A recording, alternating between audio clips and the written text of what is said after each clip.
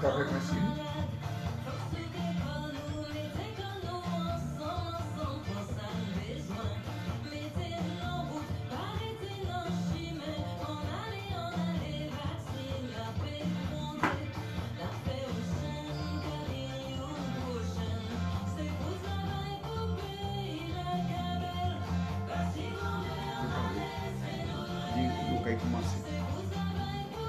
Voilà, dans 2 minutes, nous allons commencer notre émission. Dans 2 minutes, restez donc sur Radio Fréquence Atlantique.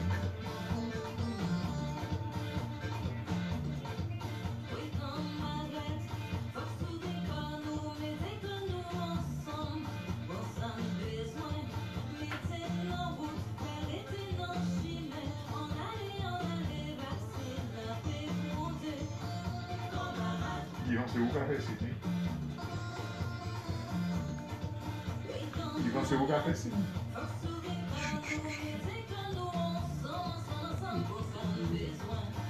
On y va.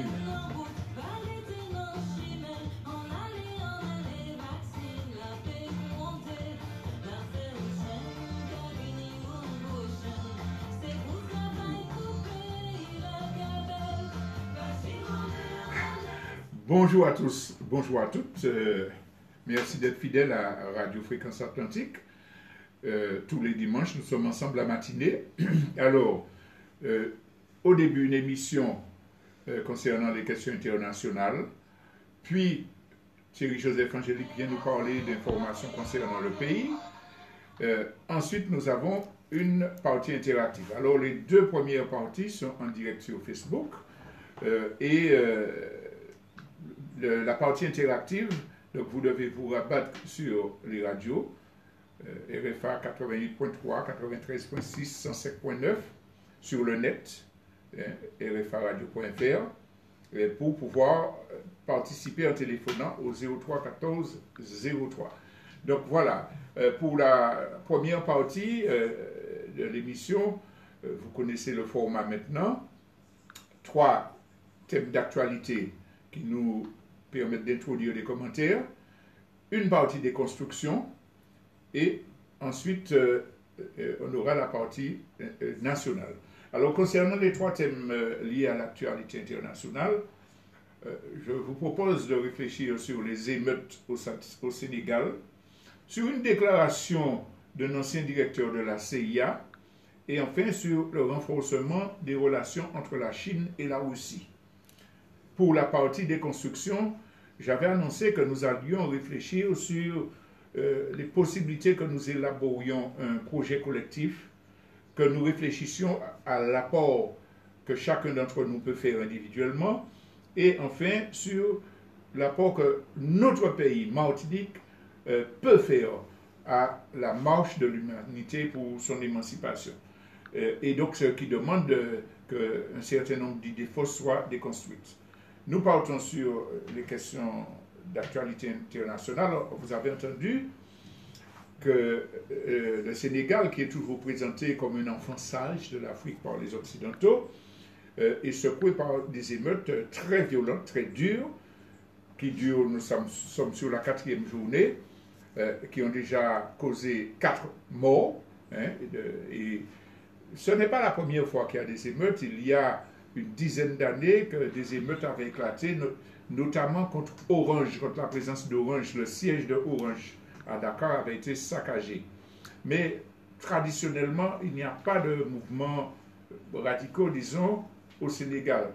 Et là, qu'est-ce qui est à l'origine de cette flambée de mouvements? C'est que le gouvernement a fait arrêter un opposant qui a eu l'occasion de se présenter au présidentiel et dont on disait qu'il allait se présenter aux prochaines élections qui auront lieu très bientôt au Sénégal. Alors, cet opposant a été accusé de viol. Mais c'est un opposant très, très, très populaire, notamment dans la jeunesse, et ses partisans ont déclaré qu'il s'agissait d'une provocation. N'empêche que nous connaissons la question de la libération de la parole, et nous savons que des personnes haut placées commence à être dénoncé avec la libération de cette parole. Donc, il ne s'agit pas de dire qu'il ne faut pas, parce que c'est un opposant aux élections présidentielles, passer sous silence ou avoir des comportements de faveur. Mais ce que font ressortir les opposants, c'est que il faut absolument suivre des règles juridiques, la convocation, l'enquête, et non pas arrêter de façon précipitée, puisqu'il y a aussi des provocations qui existent, il y a aussi des fausses accusations qui sont circulées. Le respect de la personne humaine doit aussi prévaloir. Si il est coupable, il faut effectivement punir très sévèrement, puisque c'est un crime, nous le savons, et nous arrivons à la veille de la journée de libération des femmes, le 8 mars, donc il n'y a pas de compromis à faire sur cette affaire-là, mais en tant que personne humaine, il faut juger, il faut enquêter, il faut respecter les lois, parce qu'existent des provocations et parfois aussi des accusations calomnieuses. Donc, c'est ce que les partisans reprochent et ils ont exigé sa libération. Il faut dire que des milliers de jeunes notamment se sont mobilisés dans les rues et la police a tiré. La police a envoyé d'abord des gaz lacrymogènes et ce qui fait que des batailles rangées ont commencé dans tous les quartiers et se sont étendues à d'autres villes et ont même déclenché des incidents en Casamance, une région qui est traditionnellement rebelle. Alors, la foule exige la libération pour ça. Pourquoi nous parlons de cet événement-là pour en faire des commentaires généraux? C'est parce que les médias ont traité de façon différente ce moment par rapport à ce qui se passe dans d'autres pays. Les journalistes occidentaux qui sont au service d'empires médiatiques contrôlés par les multinationales privilégient les manifestations qui sont dans les pays qu'ils veulent combattre. Ils donnent un type de langage pour discréditer, mais quand ces manifestations se font chez des amis, l'information est traitée différemment. Alors, d'abord, il y a un choix dans les mouvements dont on va parler. Là, la semaine dernière, ce n'est pas seulement au Sénégal qu'il y a eu des révoltes, des affrontements avec la police. Ils ont parlé de la Birmanie, parce que c'est le camp de Aung San Suu Kyi, qui est un camp libéral et bourgeois sur lequel il s'appuie et qui a été attaqué. Donc, on fait des menaces de sanctions, on appelle à la retenue, pas aussi sévèrement que pour les anti-impérialistes, mais en fait, ils en ont parlé. Mais il y a eu des émeutes au Paraguay, il y a eu des incidents en Équateur. Le monde est en train de bouillir. Les peuples n'acceptent plus la dictature des classes dominantes. Mais eux, ils vont retenir ce qui les arrange, et dans le cas du Sénégal, ils ont retenu, parce qu'ils sont obligés de parler de ce pays qui était tellement calme et puis qui se réveille, mais pour ne pas tenir le même langage de diabolisation. On n'entend pas le dictateur et Macky Sall, on n'entend pas ça. Avez-vous entendu une seule fois dire le régime sénégalais, comme on dit le régime iranien, le régime syrien, le régime vénézuélien? Alors, quelle différence il y a entre ces différents pays? Pourquoi on parle de régime iranien, régime syrien, régime vénézuélien, et puis qu'on ne dise pas régime sénégalais? Parce qu'ils ont transformé le sens même du mot régime pour l'associer à la dictature et le réserver aux pays qu'ils veulent combattre, qu'ils soient anti-impérialistes ou simplement des adversaires sur le champ international. Donc, double langage en ce qui concerne cette affaire-là. Il y a eu également des incidents, alors ce n'est pas des émeutes, c'est très localisé, il y a eu des affrontements au Tchad. Eh bien, au Tchad, on en a parlé, oui, on a dit ça, mais l'espace d'une journée, quelques minutes, et puis on n'en parle plus. Pourquoi? parce que le Tchad, c'est le pion de la domination impérialiste française sur le continent africain. C'est lui qui fait le service après-vente militaire. Il est dans la force avec Barkhane, les Français. C'est lui qui envoie des troupes. D'ailleurs, on dit qu'elles sont plus expérimentées que les autres armées africaines pour soutenir la politique militaire française dans la région. Mais vous avez entendu parler du régime tchadien qui a opprimé les opposants. Vous avez entendu parler du dictateur Idriss Déby, et c'est un dictateur. Alors, les incidents dont on a parlé au Tchad, qu'on a vite oubliés, quels sont-ils? Il y a un candidat opposant au dictateur Idriss Déby, dont la candidature au présidentiel a été rejetée par la commission électorale. L'opposition fait ressortir que cette commission est manipulée, ses membres sont désignés par le dictateur, et que c'est une manœuvre pour empêcher la candidature de l'opposant. Il s'appelle Yaya Dillo. Eh bien, les élections doivent avoir lieu le 11 avril. On a rejeté sa candidature,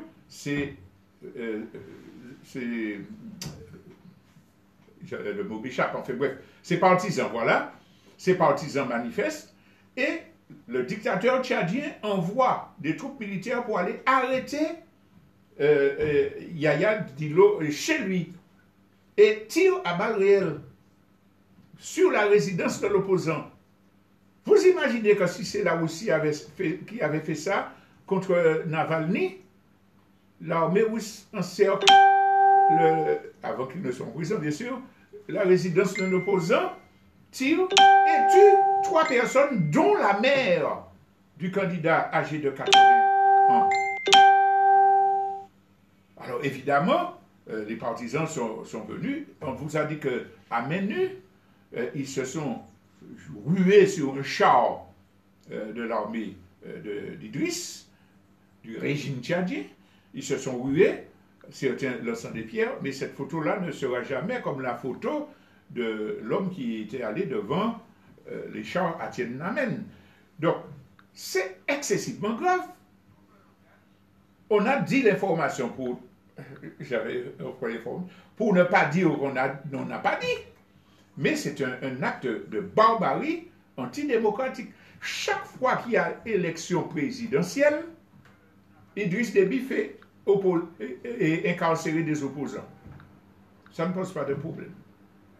Et il faut dire également que l'un des autres candidats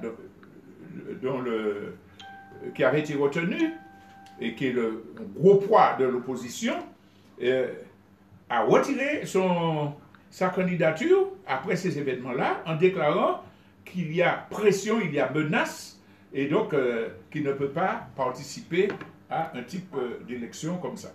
Alors, n'empêche que quand l'armée a encerclé la résidence, a tué la mère et 2 autres personnes, la famille a pu exfiltrer, puisque le soir était tombé, Yaya Dillo, qui est parti, il est caché, et depuis, la région est sous couvre-feu, des hélicoptères partout, des gens qui espionnent, qui rentrent dans les maisons les unes après les autres pour fouiller, pour essayer de trouver l'opposant ou ses partisans qui pourraient le dénoncer. Des checkpoints sont organisés dans tous les carrefours, etc.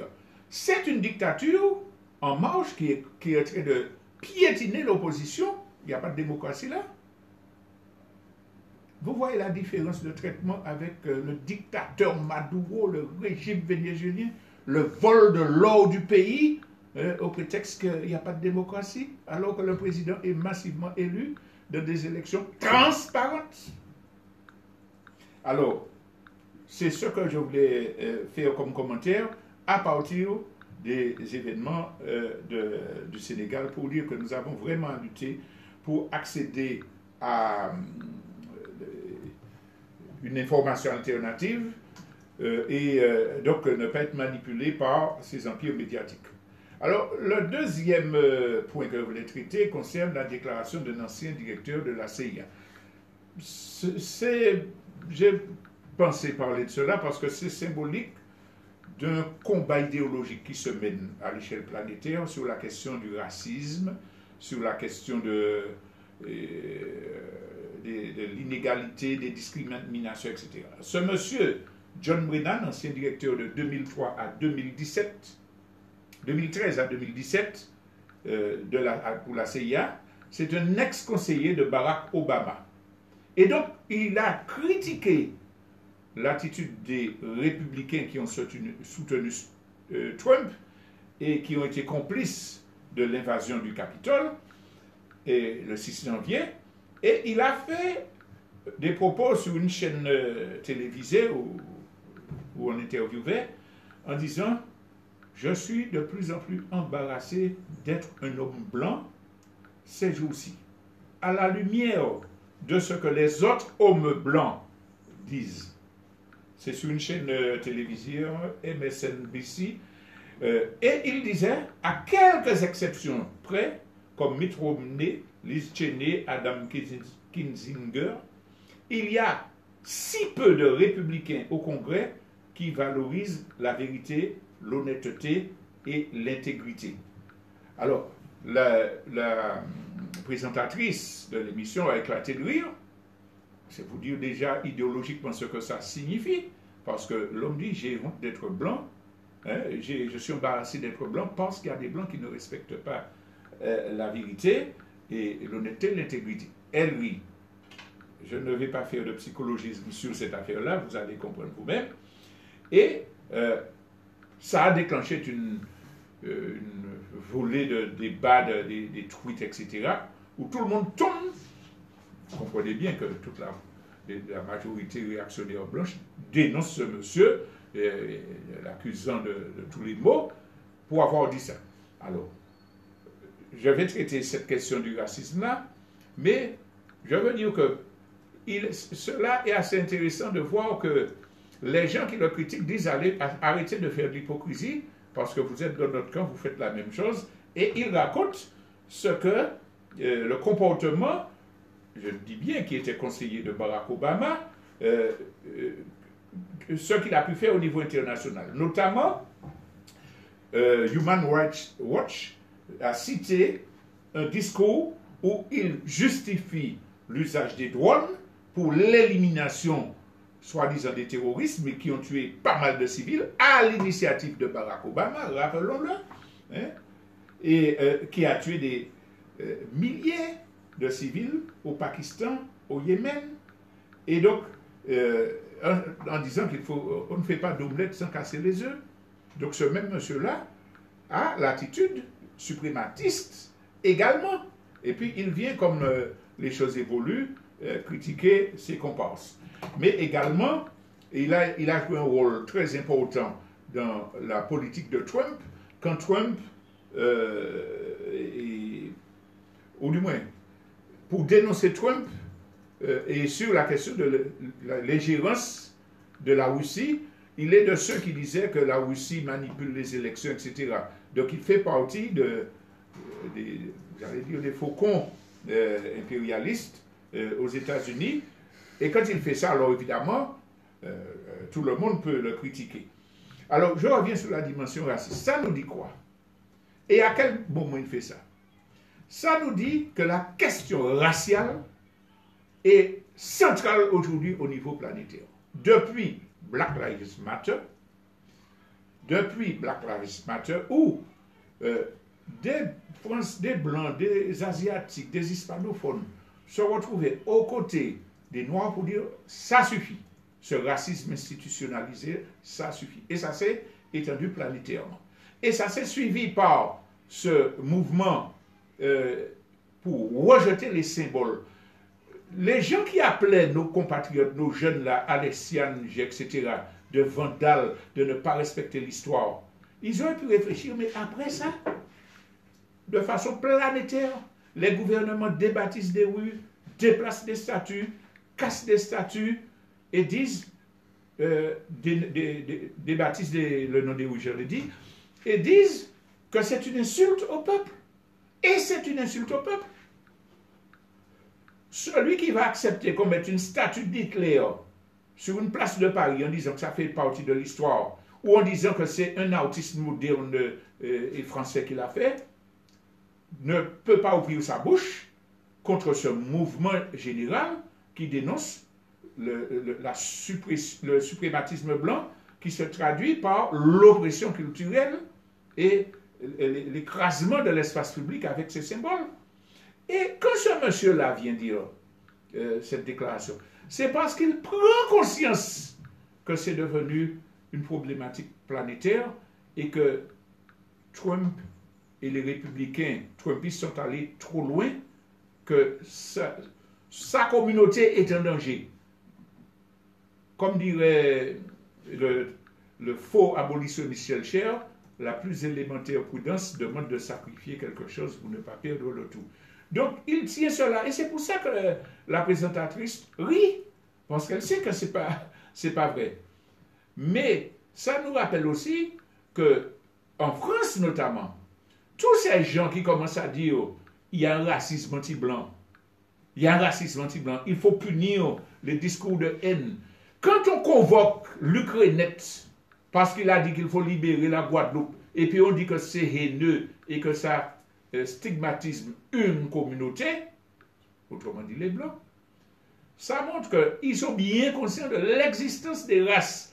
Alors les races n'existent pas, c'est une création, les races biologiques n'existent pas, c'est une création des colonialistes idéologiques qui a été faite pour justifier leurs agressions et leur domination du monde.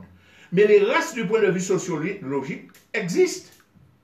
Le noir qui va demander à louer un logement et puis à qui on dit non, et puis qui voit qu'un blanc après vient et puis on lui donne, c'est que les races existent de façon idéologique et culturelle. Et comme ça a servi à la domination suprématiste des Occidentaux, ils n'acceptent pas que ce problème-là soit posé et ils vont dire, bon, non, c'est la même chose, il y a du racisme anti-noir, il y a du racisme anti-blanc, c'est des gens qui sont haineux, qui méritent tous deux d'être punis. Alors qu'en fait, il y a un suprématisme qui justifie une domination, un écrasement, une occupation des pays exploités par les impérialistes occidentaux auxquels il faut mettre fin. Et il faut poser la question raciale. Il faut poser... Donc, ce monsieur-là révèle toutes les contradictions et tous les errements politiques de la société. C'est pour ça que j'ai tenu à parler de cette deuxième information. Alors, la troisième, bon, c'est un autre domaine, c'est au niveau économique. En référence à ce que j'avais évoqué dans la première émission de déconstruction, c'est sur le changement qui s'opère dans les rapports économiques internationaux et qui sont la base fondamentale du changement de la société et des rapports entre les pays, des rapports de domination. Alors, c'est le 1er mars que le géant énergétique russe Gazprom publie un communiqué pour se satisfaire du développement des relations entre la Russie et la Chine sur le plan énergétique. Et je cite, l'exportation de gaz vers la Chine via le gazoduc Corse de Sibérie continue de croître. Les fournitures dépassent régulièrement nos obligations contractuelles quotidiennes. Le volume mensuel réel en février est 3,2 fois plus élevé qu'en février 2020. Et ces accords entre deux puissances impérialistes, deux puissances, je dis, impérialistes, la Chine et la Russie, la Chine représentant 1 milliard et près de 600 millions d'habitants maintenant, la Russie, le plus grand territoire et le plus grand pays en matière de surface, et qui sont toutes des puissances nucléaires, cette intégration économique qui se renforce va accélérer la chute de la domination impérialiste occidentale. Et non seulement les relations, les exportations, comme il dit, ont augmenté vers la Chine. Alors, je cite rapidement, 4,1 milliards de mètres cubes de gaz en 2019, et il se propose d'arriver pour cette année à 6 milliards de mètres cubes supplémentaires. On a dit. Hein.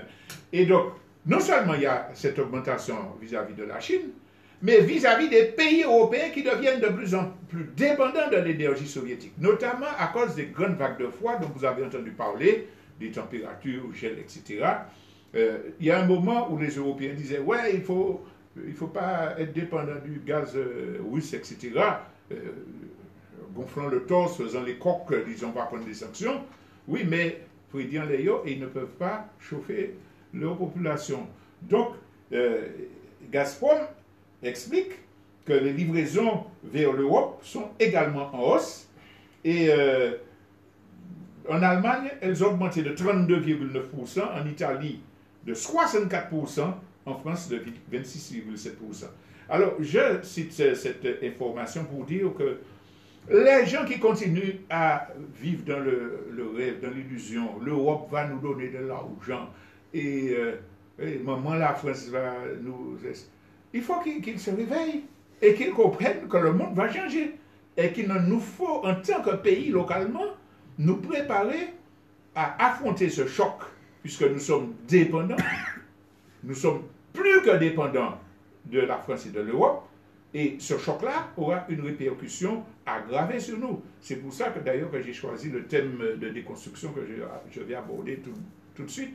Mais il faut qu'on comprenne que le monde évolue parce que les conditions de production, les rapports de force entre pays, le niveau subjectif aussi des gens, on a parlé de la question raciale, et de la lutte contre le suprématisme change, on est obligé d'aller vers une transformation sociale. Le temps que ça prendra, évidemment, ça dépend d'aléas, mais aussi du travail que les peuples feront, mais ça viendra. Et plus on sera préparé, moins le choc sera rude, quand l'effondrement, je dis inéluctable, qui a déjà commencé, de l'Europe, deviendra réalité. Et quand la guerre mondiale éclatera. Parce que vous imaginez bien que les États-Unis ne vont jamais accepter de faire harakiri et de voir leur puissance s'écrouler à la faveur de la Chine. C'est pour ça que Biden est revenu, pour s'opposer à l'histoire de America First, de retrait des soldats, pour dire oh. Dimanche dernier, j'ai donné les premiers exemples. Donc voilà les 3 faits d'actualité que je voulais commenter. Nous allons faire un petit arrêt musical de quelques secondes seulement, avant de passer à la partie déconstruction.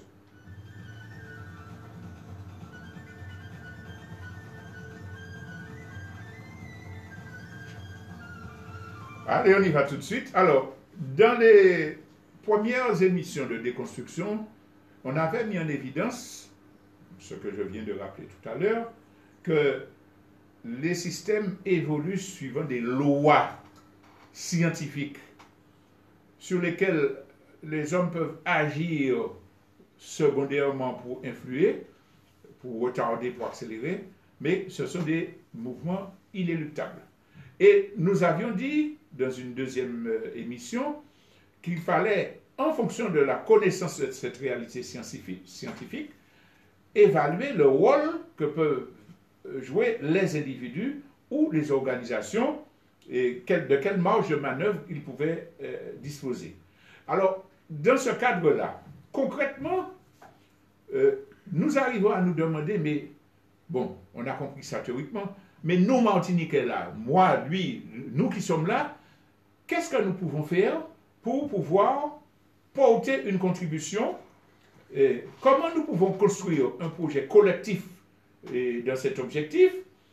Quel apport chacun et chacune d'entre nous peut faire? Et globalement, qu'est-ce que la Martinique peut faire en tant que peuple avec son peuple pour porter à l'humanité une avancée, pour aider à l'avancée de l'humanité dans sa marche pour l'émancipation. Donc, c'est ce thème-là que je voulais aborder. Et pourquoi je l'ai mis dans le cadre de la déconstruction? C'est parce que la première chose à comprendre, que nous ne pourrions rien faire de fondamentalement efficace si nous ne brisons pas le carcan des idées fausses, si nous ne pouvons pas porter des réponses justes aux problématiques que nous avons signalées, en déconstruisant toute forme d'aliénation et en construisant des grilles d'analyse nous permettant d'avoir une action, une réflexion alternative et efficace. C'est première chose, briser le carcan des idées fausses et des aliénations. Alors, je vais partir d'exemples qui concernent l'actualité pour montrer qu'est-ce que ça signifie très précisément. Par exemple, il y a des militants, on a dit essentiellement jeunes, qui depuis quelques années sont montés au crime. Ils ont fait des barrages de centres commerciaux. Ouais, on ne punit pas les responsables des crimes du chlordécone, et c'est pas chose là. Bon, donc, ils sont montés au crime. Et il y en a d'autres qui se sont attaqués à des statues.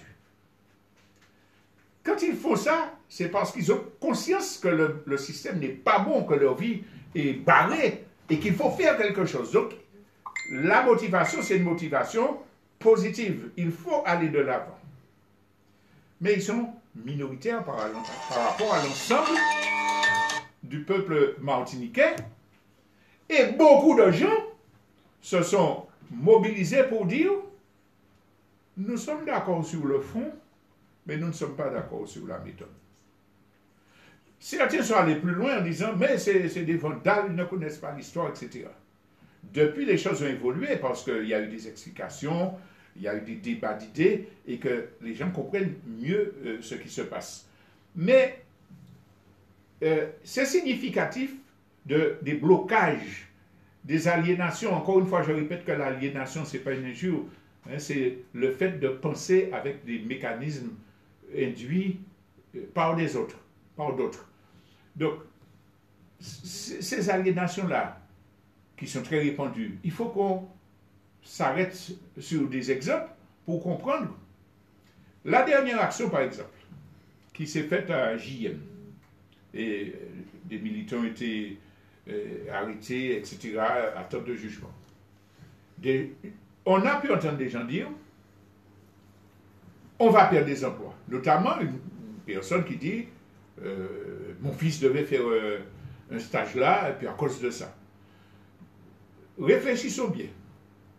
L'idée de voyous qui font perdre des emplois à la Martinique, parce que des gens revendiquent, et puis qu'on dit que ça va faire perdre des emplois, est-ce que c'est moins important ou plus significatif, plus significatif qu'un chef d'entreprise au Marin qui ferme son entreprise, 18 personnes, il n'a pas dit rien, puis il n'a pas payé. Dans ce pays-là, combien de chefs d'entreprise licencient des centaines et des centaines de nos enfants sans raison? Ou bien s'ils acceptent de les employer, les sous-paient, les maltraitent. La personne qui est ciblée sur l'action politique en disant que ça va faire perdre des emplois doit se poser la question. Qui supprime des emplois? Qui sacrifie l'avenir de notre jeunesse? Alors, si des gens font des actions pour attaquer ce système-là, est-ce que ce que je dois mettre en avant, c'est le fait qu'un emploi ou des emplois seraient perdus?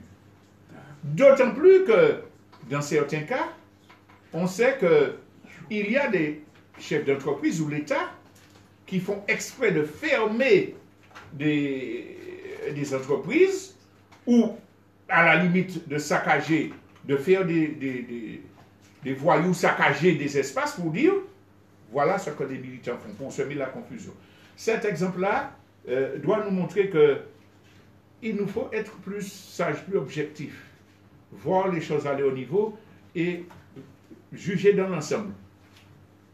Est-ce que vraiment, nous préférons que ces jeunes-là, qui mettent en avant la lutte contre l'empoisonnement, qui mettent en avant le refus d'accepter des symboles esclavagistes, est-ce que nous leur préférons des délinquants qui se droguent, qui vendent des armes, qui assassinent leurs frères, parce que la société les a débiellés, qui n'ont pas d'avenir?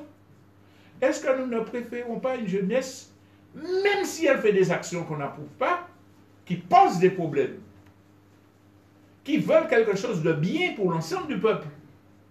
Est-ce que nous ne devons pas leur donner pas l'excuse, l'accompagnement de l'explication et prendre en compte la nécessité de l'expérience pour leur dire, maman, ça le café à bon là. Mais songez, est-ce que tout le peuple la comprend, etc. Est-ce qu'on ne doit pas intégrer cette lutte-là à notre combat collectif, ou est-ce qu'on doit fermer les yeux sur tout ce qu'ils font qui est tellement, j'allais dire révolutionnaire, puisque le problème des statuts s'est posé au niveau international. Et puis on oublie qu'ils ont par exemple une page Facebook, Nation Martinique, qui jour après jour fait un travail de recherche et d'explication fondamentale sur l'histoire des peuples noirs opprimés, sur les inventions, sur les solidarités, et sans racisme, sans xénophobie, puisqu'il parle d'actions positives faites par d'autres peuples. Gros travail qu'a fait pour le peuple aller devant là, nous, ce sont des voyous, ce sont des délinquants, parce que peut-être un s'est emporté ou a mal géré, etc. Non. Il nous faut apprendre à gérer globalement. Alors, ça m'amène à parler de ce fameux syndrome de Lynch, parce qu'il y a cette aliénation, ce formatage que les Occidentaux, les classes dominantes font dans tous les pays du monde. Mais, encore une fois, je vous invite à aller sur le site www.jcamboutv.com pour voir la présentation de ce que nous appelons le syndrome de Lynch. Le syndrome de Lynch, c'est une maladie qui a été inoculée par les classes dominantes pour nous diviser, pour nous apprendre à nous méfier les uns des autres, à combattre les uns de l'autre. Et c'est profondément ancré chez nous. Hein? Et souvent, nous disons cette déformation. Les élus pas fait rien. Vous ne comprenez pas que dans ce pays-là, il y a des élus qui font des choses positives. Tous les élus sont des scélérats. Tous les jeunes sont des voyous. Tous les jeunes ne respectent pas les aînés. C'est quand même assez important qu'on réfléchisse pour dire que, bon, tout élu pourri, mon pas qu'à faire politique, mon pas qu'à organiser comme moi, etc. Mais c'est le colon qui vous a donné cette maladie-là à travers le syndrome de Lynch pour que vous ne réfléchissiez pas et qu'on continue à se diviser. Ils le font aussi chez eux, mais là c'est particulièrement grave parce que ça vient s'ajouter à tout. Toute religion, c'est... Je me permets de signaler à ces amis qui vous souhaitent restaurer les valeurs ancestrales, de leur faire remarquer que quand on va s'attaquer à des symboles d'une religion qui représente 90% de la population, on n'aide pas la lutte révolutionnaire, parce que ces 90%-là vont dire c'est des satans, c'est des diables, c'est des ceux-là, et ils ne vont pas écouter les bons messages que vous dites. Il faut dire, l'Église, en tant qu'institution, nous la condamnons pour ça. Elle a joué tel rôle dans l'esclavage, etc. Mais nous respectons la foi religieuse de ceux qui croient. Et que toutes les religions ont les mêmes problèmes. Il y a des religions non occidentales où la hiérarchie opprime les peuples. Il faut arriver à avoir des comportements qui sont compris et qui ne sont pas, je répète, contre-productifs, hein, et pour la cause. Alors, là, maintenant, l'Église, les catholiques, là, qui ont défilé le 27, pour dire non au cancer, non à l'impunité, il faut... Ah non, non, non, c'est démagogie. C'est l'église du colon. Les adventistes qui ont fait une vidéo pour dire il faut de la justice à la question du chlordécone. Ah non, non, religion occidentale, non. Ce sont des êtres humains qui ont des convictions. L'institution a pu jouer des rôles, et joue parfois encore des rôles absolument réactionnaires, mais les êtres humains qui sont là, ils ont des convictions, quelle que soit leur religion. Ils peuvent progresser, ils peuvent s'être trompés, ils peuvent comprendre, ils peuvent découvrir. Nous allons pouvoir construire une résistance populaire et changer la société si nous nous privons des élus, nous nous privons des religieux, nous nous privons des fonctionnaires. Mais bagaille fonctionnaire, enfin, il faut comprendre que c'est une démagogie de division de l'Occident. La balayeuse et Athos du lycée qui, à quelques heures de travail, il fonctionnait. Hein? Votre fille infirmière, votre garçon infirmier à l'hôpital public, qui est toujours endetté parce qu'il travaille pour payer des impôts à Macron, les fonctionnaires.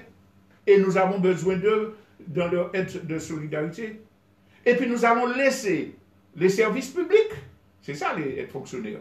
Nous allons laisser les services publics, je ne veux pas être fonctionnaire, parce que 40%, etc., c'est une sottise.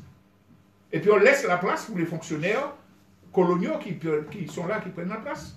On leur dit, mais faites l'école à Yishoué, allez soigner Yishoué l'hôpital, ou pas l'hôpital, puisque moi parler, moi contre fonctionnaire. C'est une division maladive contre laquelle il faut nous insurger pour comprendre qu'il y a etc. de fonctionnaires qui ont joué un rôle formidable dans l'histoire de la Martinique pour aider le peuple. Et l'argument qui est dit, moi pas lutter pour l'indépendance, puisque c'est fonctionnaire qui a dans ces mouvements-là. Au lieu de dire, monsieur, fout-nous chancer, c'est mon âge, un petit avantage. Il y a sacrifié pour venir de nous. Fout le peuple martiniquais a chancé que parmi les fonctionnaires, ni qui a venu côté, et puis qui a qualité, mais c'est nous qui a premier qui est sinon indépendant, puisque c'est l'État français qui a payé. Donc c'est un sacrifice qu'on a fait. Donc il nous faut réfléchir pour sortir du carcan de l'aliénation de façon à construire l'unité de peuple. Alors, je ne vais pas développer aujourd'hui l'alliance avec les Caribéens, les frères haïtiens contre lesquels on nous monte, etc. Donc ça, le syndrome de Lynch, je dis que pour pouvoir avancer vers l'émancipation en tant qu'individu, en tant que peuple, la première chose à faire, c'est lutter contre les aliénations.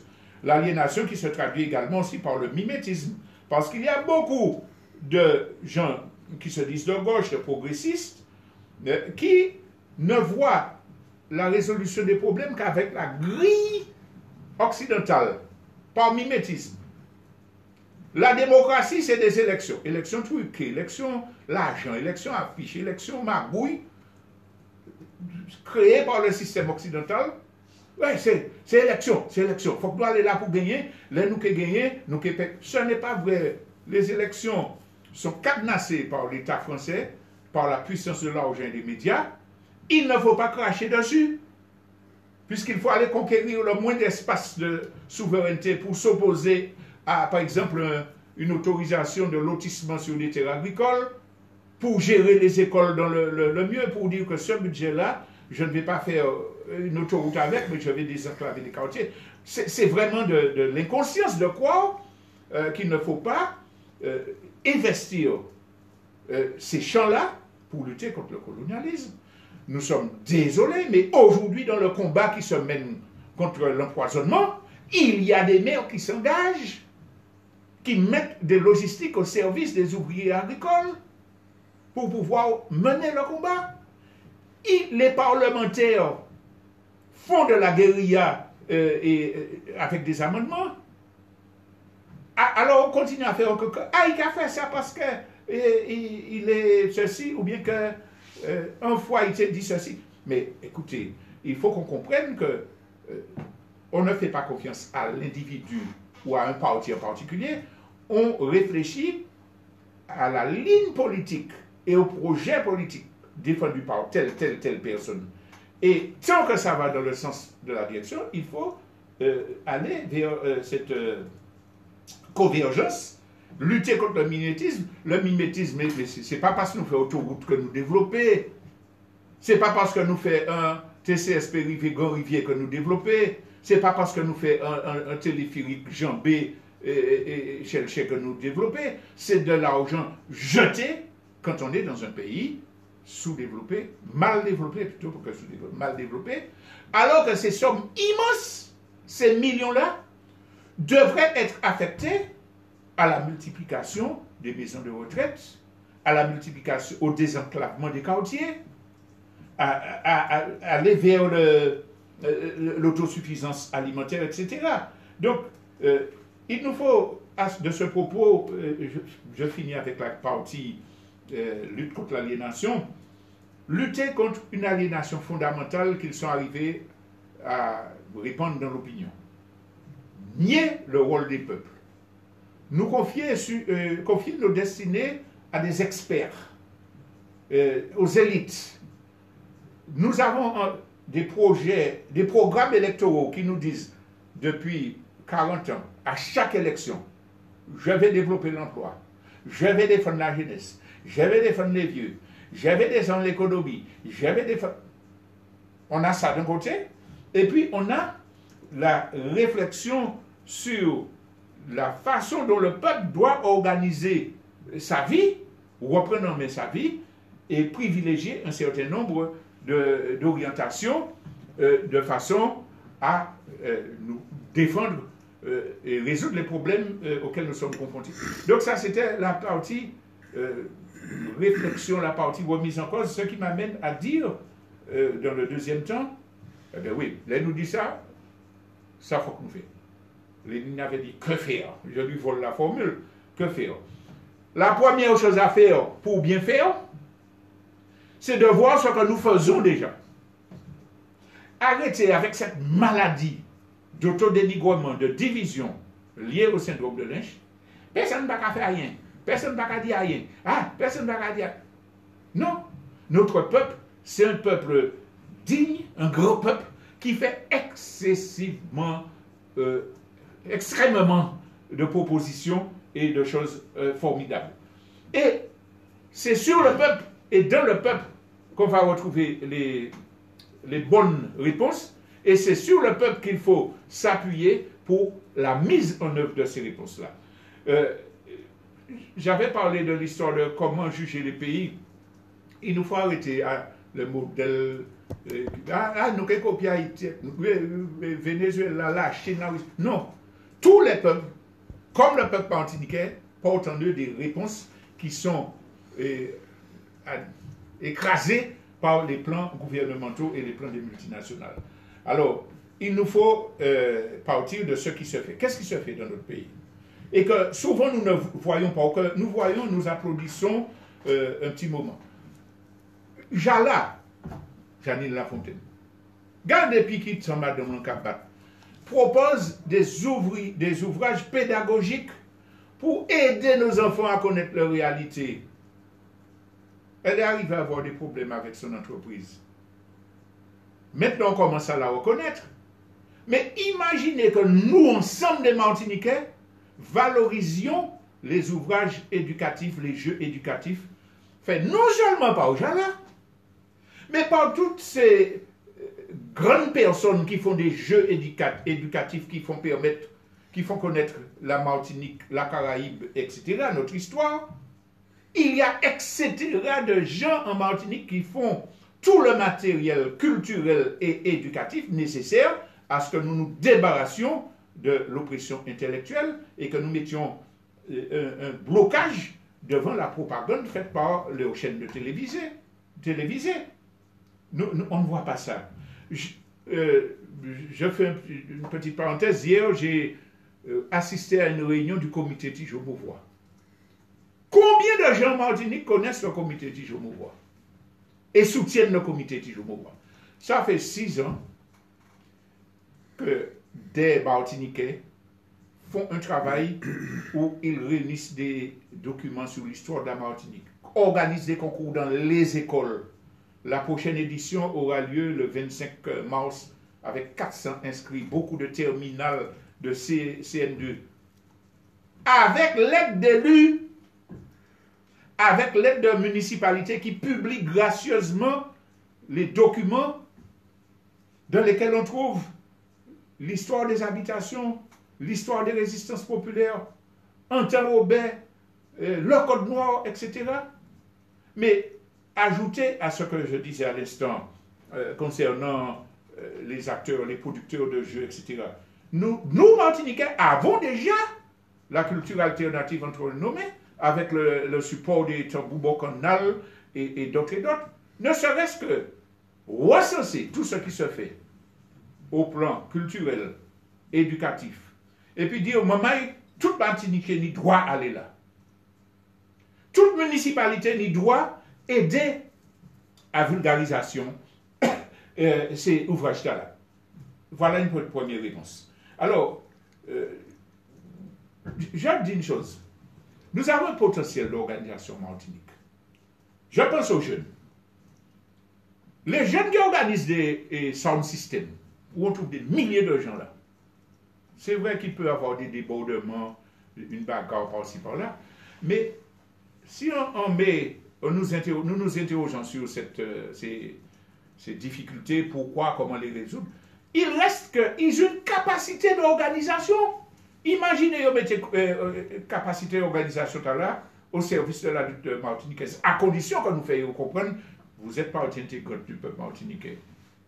Ne vous laissez pas amener par les dérives du monde globalisé qui veut vous pousser en arrière dans les bas instincts. Mais ces jeunes-là ont des compétences. Mais il faut arriver à faire une jonction entre toutes ces choses. La solidarité, l'envie de défendre les intérêts communs, c'est quelque chose qui est chez tous les membres. Je pense aux bandes de jeunes qui s'affrontent, et ceux qui se tuent, quartier par quartier. Il faut lutter contre ça à 100%. Mais dans l'esprit de ces bandes-là, qu'est-ce qui se passe?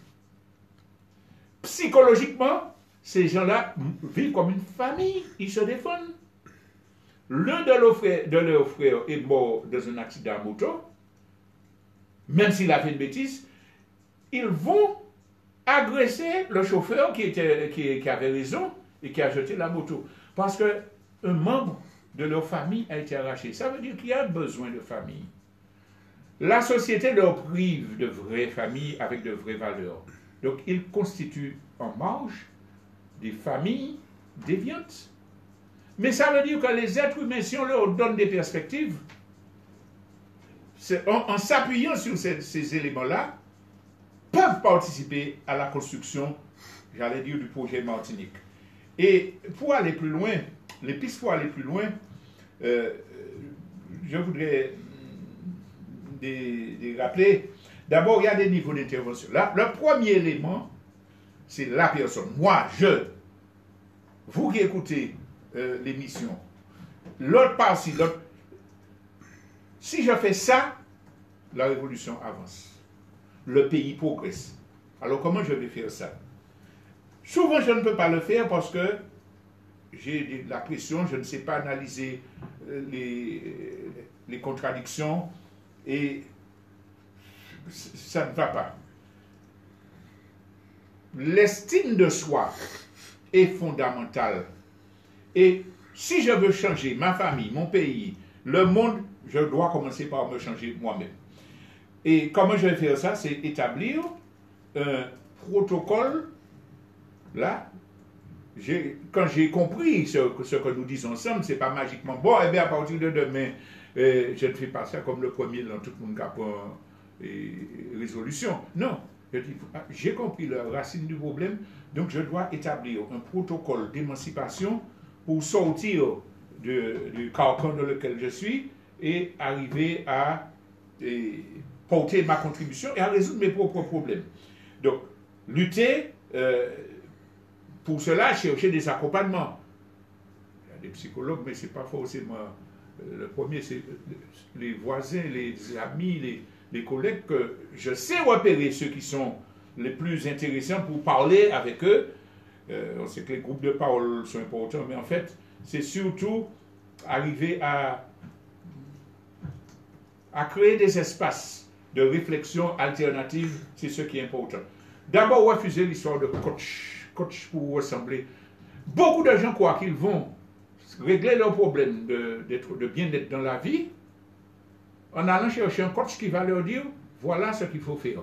Et en général, la majeure partie des coachs, c'est le modèle occidental. Il te faut t'habiller comme ça, il faut mettre tes robes, il faut te coiffer comme ça, il faut parler comme ça quand tu vas à un entretien d'embauche. Ça fait coaching là qui est fondamentalement déshumanisant pour celui qui y va. Il faut qu'on réfléchisse. Et il faut que les coachs réfléchissent. Oui, je peux coacher, mais comment? Quel message? Quelle image je donne? L'estime de soi, je dis, c'est quelque chose de fondamental. Et dans une société colonisée, dans une société inégalitaire capitaliste, avec un passé esclavagiste, la majorité d'entre nous avons des séquelles. Le professeur Charles Nicolas a bien expliqué cette problématique. Je vous invite à aller voir ses travaux. La majeure partie d'entre nous avons des difficultés, des traumatismes. Le problème, c'est que quand on a des traumatismes de l'intérieur, ça fausse tout. On échoue tout. Ou on réussit peu à peu, très partiellement ce qu'on veut. Donc, il faut arriver à comprendre comment sortir du traumatisme.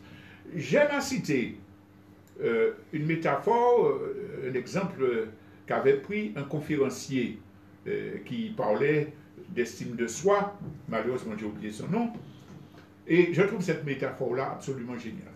Il y avait à peu près 200 personnes dans le public. Il est à la tribune et il dit, bon, il sort un billet neuf de 500 €. Et il dit, bon, voilà, j'ai un billet de 500 €. Si je dis à quelqu'un, je vous l'offre, lequel d'entre vous serait d'accord pour l'accepter? Évidemment, toute la main qu'à lever, 500 €, pas qu'à chercher ça. Il est d'accord. Après, il prend le billet, il le froisse, il l'écrase, il le jette par terre, il l'écrase, il le reprend, il le déplie, et puis il dit, si je donne le billet de 500 € maintenant, qui c'est qui est d'accord pour l'accepter? Évidemment, les doigts se relèvent. Et il explique, quels que soient les traumatismes, les violences que vous avez subies dans la vie, votre vraie valeur ne change pas, et ceux qui connaissent la valeur des choses vont vous accepter. Donc, il ne faut pas intégrer l'idée que vous avez perdu votre valeur parce qu'on vous a écrasé, on vous a violé, on vous a battu, on a volé votre maison, et puis vous vous intégrez que c'est vous qui n'êtes pas vous. Non! Si vous faites ça, et que vous réagissez en étant violent avec les autres, en critiquant tout le monde sans savoir, bon, j'ai été violé, mais j'ai une telle rage en moi que dès qu'on dit qu'un monsieur a violé, je vais brûler Kaili, sans savoir si c'est vrai, sans savoir si c'est une provocation. Non. Ça veut dire que la personne a détruit votre humanité, c'est là qu'elle a gagné. Mais si vous gardez votre humanité, ou si vous la reconstruisez, il a perdu son combat. En étant capable, bien sûr, de condamner fermement, d'exiger punition de ceux qui calbossent les autres, mais en restant homme pour voir les êtres humains autour et avoir une attitude humaine. Donc cette image-là, je la trouvais très bien parce que ça nous montre que c'est à nous que nous devons trouver les solutions et nos vraies valeurs. Et la conquête de l'estime de soi passe par cette réflexion, passe par l'étude, par la lecture, par les échanges avec les autres. Et quand on a fait ça, on a déjà la base pour mieux travailler. Alors, quand on a cette conscience, quand on s'est reconstruit, là on passe à l'offensive. Comment je me bats personnellement contre le système? Comment je peux lui faire mal, que je sois organisé ou pas? Je vais prendre l'exemple de l'addiction à la consommation. À partir du moment où nous serons capables de prioriser nos besoins en fonction de leur caractère essentiel, qu'est-ce qui est plus important pour moi entre m'instruire, me soigner, etc., ou paraître? j'aurai déjà une victoire sur le système et je vais lutter contre lui. Parce que beaucoup de gens aggravent leurs difficultés, celles du pays, parce qu'ils sont atteints du consumérisme, à savoir que je m'endette pour acheter des choses dont je n'ai pas fondamentalement besoin. Mais si je gère ma façon de consommer des biens autour de moi, j'aurai moins de problèmes financiers et je vais attaquer l'ennemi. Si je gère mon alimentation sans regarder la publicité McDo, mais en suivant des conseils sains, ben j'aurai moins de problèmes de santé. Je serai plus en forme pour lutter. Je vais attaquer la Big Pharma. Je vais moins consommer ces médicaments. Donc, changer mes comportements, quand j'ai compris l'enjeu de la situation, c'est déjà une façon de lutter, tout en résolvant mes propres problèmes de santé, d'endettement, etc.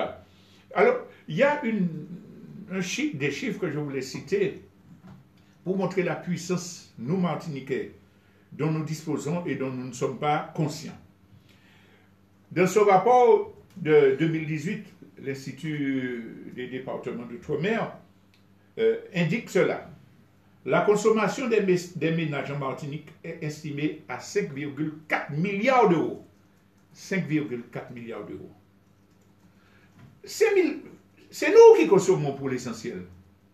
Si le peuple martiniquais dit, sur ces 5,4 milliards d'euros que je donne aux grandes surfaces, que je donne aux agences de téléphonie, si je change mes comportements, mes façons de consommer, je peux faire que cet argent-là se retourne vers le développement de la Martinique, en aidant mon fils à développer son activité, en aidant nos petits agriculteurs par le fait d'acheter entre leurs mains, en aidant nos couturiers, etc.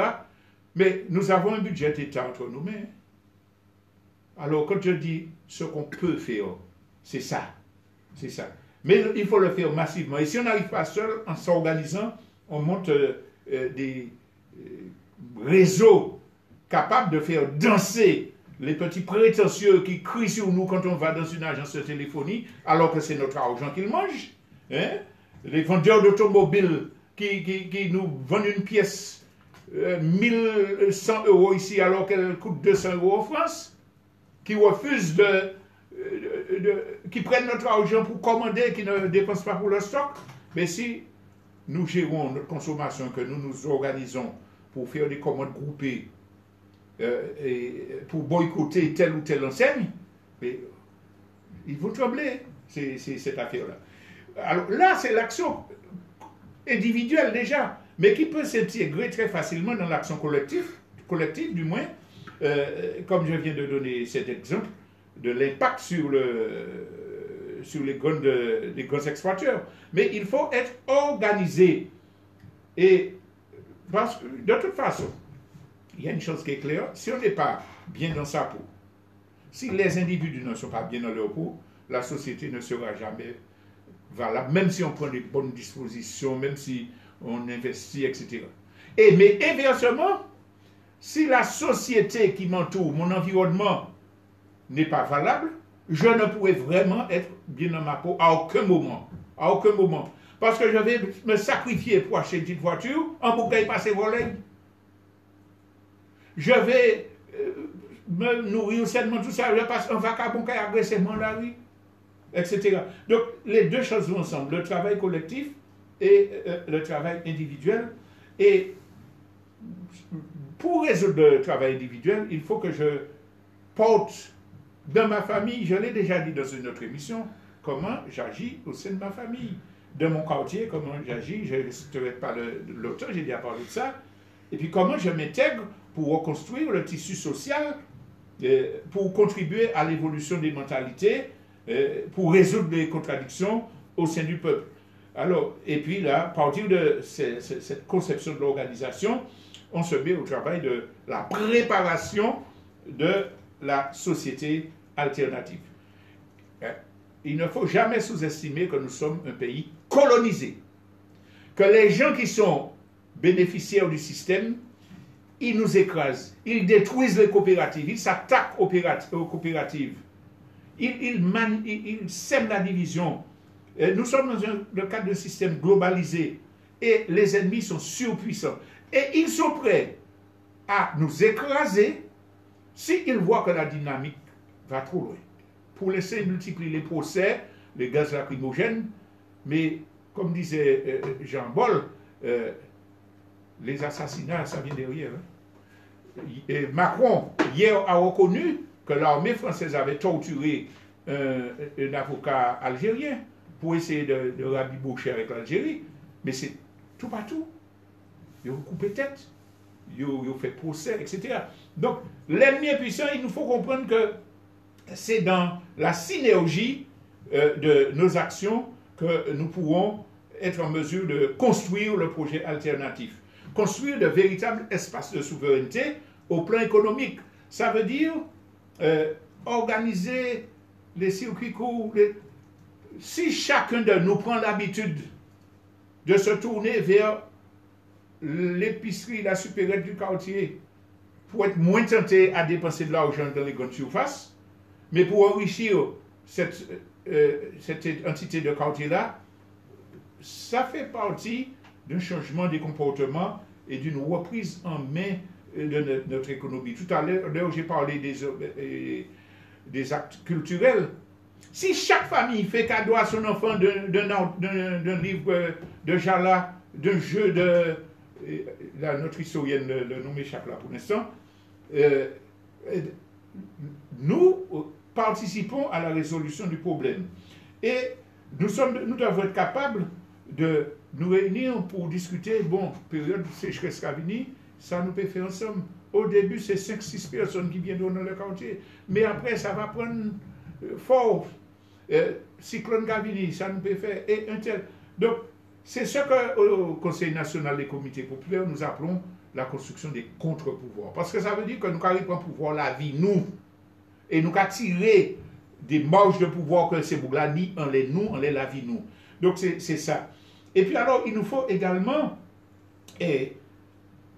lutter sur le plan politique. Les élections arrivent en juin, là.